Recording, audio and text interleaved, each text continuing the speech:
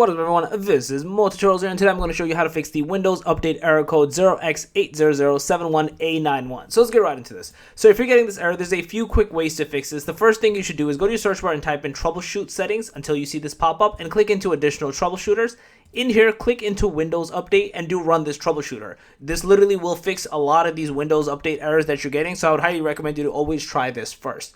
The next thing to do is go back into your search bar and type in services, and there's a few things that we're going to do in here. The first thing is something called background intelligent transfer service. You want to basically right click into this and the one below, and if available for you, restart this service, because a lot of times this is part of the issue, what's causing you issues basically to not update. And the next thing is type in W or Windows until you see where it says Windows Update and Windows Update Medic Service. Right click into them, go to properties, start the service. If it's stopped, if it's already started, stop it and then start it again, and change this from manual to automatic for both of them. Press apply, press OK, restart your computer. You should be good to go, and you should not have this error persist any longer. So yeah, that's basically it. If you guys like the video, please smash the like, go to the channel, make sure to subscribe, click that notification bell, and that Multi-Tutorials out. Peace.